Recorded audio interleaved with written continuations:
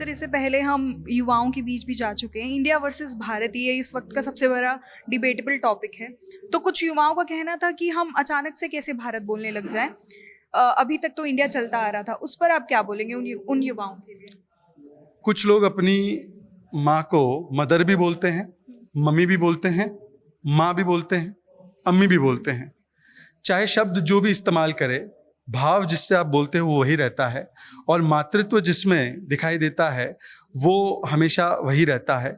तो आप अंग्रेजी में अगर आपको पसंद है तो आप इंडिया बोलें, यदि आपको हिंदी में पसंद है, या हिंदी ही नहीं किसी भी भारतीय भाषा में अगर आप देखेंगे, तमिल तो भारत देशम, मलयालम भारत, तेलुगु भारत, पश्चिम बंगाल की बंगाली में भारत, पंजाबी में भारत, हिंदी में भारत, संस्कृत में भारत, तो भारतीय भाषाओं में तो भारत ही कहा जाता है। संविधान ने भी किसी एक नाम का चयन नहीं किया है, संविधान में दोनों नाम वैध भी है, चलन में भी है, और इसीलिए जैसे आपकी इच्छा हो वैसे आप कीजिए।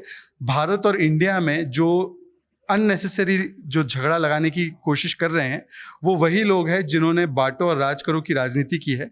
हम तो कहते हैं कि भारतीयता जिसमें आपको दिखे उसको आप स्वीकारो, उसमें कोई बैर नहीं है कि आप इसको इस्तेमाल करें या उसको इस्तेमाल करें, दोनों ही इस्तेमाल के लायक है और कोई नाम बदला नहीं जा रहा है। पर हाँ, हमें भारत कहने में बड़ा गर्व महसूस होता है, क्योंकि इंडिया का अगर आप देखेंगे इतिहास तो इंडिया जो शब्द निकल कर आया है वो मेगास्थनीस ने सिंधु के डिस्टॉर्शन होते हिंदू बना, और हिंदू का डिस्टॉर्शन होके वो इंडू बना, और इंडू से इंडिया आया।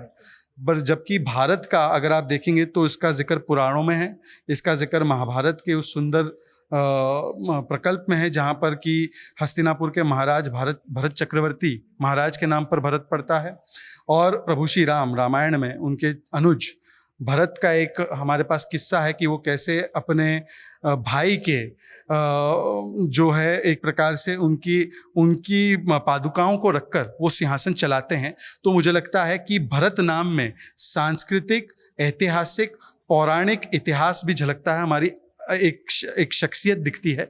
तो उसको इस्तेमाल करने में मुझे लगता है किसी को भी संकोच नहीं होना चाहिए।